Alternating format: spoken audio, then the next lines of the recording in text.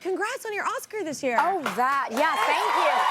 Amazing. I haven't seen you since that happened. And look how rock and roll fantastic you look. Wow. Yes. I mean, whatever. You're prettier than a statue. Okay, so wait, your family, this had to have been super cool though. Like out of all this hard work, you know, people work so hard in this industry to achieve something as amazing as this. You look out, your mom is there. What is that like? It was amazing. It felt like an out-of-body experience, obviously, to already be there and to have gotten that far. But seeing her face in the audience immediately just grounds me. It's just the most relaxing and warm sensation for me. Yeah. And then obviously, like what we didn't see was that if the cameras were on her, she would have been like this. Such a momager all the time. So it was like, relax. When Zoe accepted the award, she said, "I am a proud child of immigrant parents with dreams and dignity and hardworking hands." That had to have shaped you into who you are. To see that kind of hard work and perseverance. I mean, it's everything that I am. I am what I am because of the way that I was brought up and my culture and how my mother, my grandmother, my great-grandmother, and all the men in our family, just how they've always raised us. Yeah. Okay, so speaking of family, there was something that I feel like I heard that your family like believes in and kind of resonates with me very much so. So if something wasn't meant to be in your possession, then let it go. Yes. Like, so all the auditions and all the things that maybe you didn't make and you wanted, your mom would say like it was someone else's turn. Absolutely. Like, she never built me up by putting someone down. Like my success could not depend at the expense of someone else's demise or failure. And she was very much, you know, reminding me, it's like, be happy for that person. It was their time, the same way your time will arrive. So if whatever is not meant to be for you, like, let it go. Don't chase it. Don't force it. It wasn't meant to be yours. It was not meant to be yours. I love that. And I think it's such a healthy point of view. I mean, at the time when she's saying that, you're like, okay, you know. And even if you don't, though, obviously, no one likes to like lose something they really want, you know? Like, nobody likes that. But at the same time, it's such a good reminder just every day. It's like, okay, well, it's their turn. And that's okay, because my turn's going to come and it's going to be fantastic. You learn to champion, you know, for other people. And you learn to be there for other women. It stays creative, not competitive. Absolutely. Yes. It's so important. Yeah. Wait, your family does something too. You've spoken about, is it Noche Buena? Sí, Noche Buena. Sí, Noche Buena. What is that? I don't know. A good night. No, it's Christmas Eve. It's Christmas Eve. Oh, that's just what you call it. Yes, for us, it's much more important, you know, Christmas Eve than the actual. It sounds like a sexier Christmas Eve. There's a lot of eating. There's a lot of rice. That's sexy to me. Pork, roasted pork, and potato salad, and kids running around, and punch that's a little spiked for the grown-ups and stuff. Yeah. I love your family. And you're allowed to open one present. And we do that. One gift, Christmas Eve, Then you do it. You just call it something else. But now I shall call it Noche Buena. You have to call it Noche. Yes. Sí, yes. We're back with Zoe Saldaña. That was a look at her new film, Avatar: Fire and Ash. It's in theaters starting December 19th.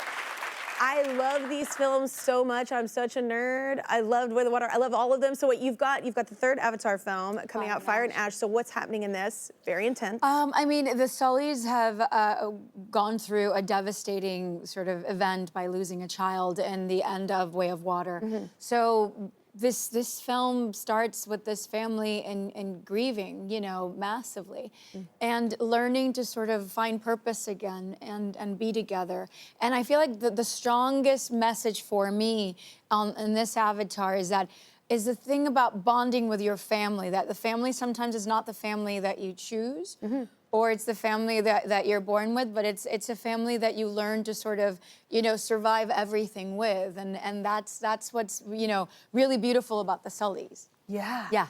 So you are amazing in action films. Obviously, they keep hiring you for them. Like, you're incredible at it. So in Avatar, I hear you did like archery, gymnastics, like all the prep is incredible, right? Yes. And it's months of training, right? It's almost like you feel like you're going to school. Ah, you're getting paid to go to school. Do you get love it. I love it. It's kind of cool to have the experts like teach you how to do something. Well, I'm pretty sure that you can probably relate to that. Like, there's probably like a note that you would think, there's no way I can hit that note. And all of a sudden, when you hit it, you surprise yourself, and you're like, I can do anything, you know? So all the skills that I obtained for training for Avatar to be an Neytiri back in 2006 is when I started.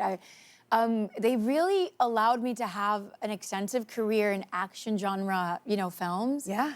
And I'm very grateful for Jim, you know, James Cameron, like being so generous with all of his resources, not just for me, but for the rest of the actors, and also for the stunt actors. Yeah, it has to be a little easier for you because your dance background, right? Because it's choreography, right? Yeah. Yeah, that's kind of helpful. Not today. I'm 47. Today it's more like he's like, can you get on that banshee and ride? And I'm like, oh, I need 30 minutes to warm up these hips. You should see me. You should see this mama on that ride at Disney World. I'm on that banshee, and then at some point, look, if you go to Disney World, listen. At the end of it, I don't know if it's you.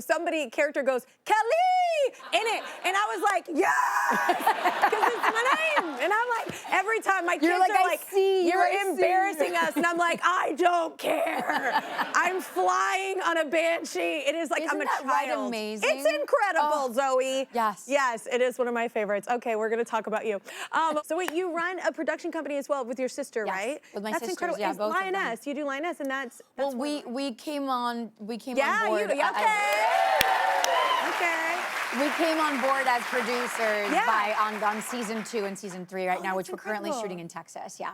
That's incredible. Like, did you always want to kind of, is there a reason behind that? I assume like why I wanted my own label is just a little bit more control in the sense of like what I was capable of doing in the art I wanted to portray. Is that kind of where? Yes, and we've always done everything together. They're my best friends. We're extremely close. And we're able to work together. There's just this mutual respect that we have, all three, for each other. And every one sister represents one part of the production. It's not like all three of us like to do one thing.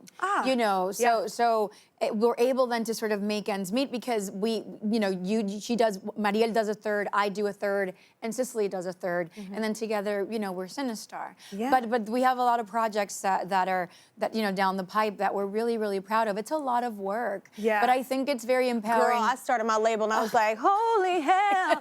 I was like, wait, what? It's a lot. It's a lot. You're like, it's a lot of things. You're like, man, I've been doing this for over 2 decades and I had no idea. I was like, But it's worth it in the end when you have that product you're so proud of, but it is a lot of work. Well, and you get to sort of bet on yourself. There's stories that we love and we would love to see, on the silver screen and on TV.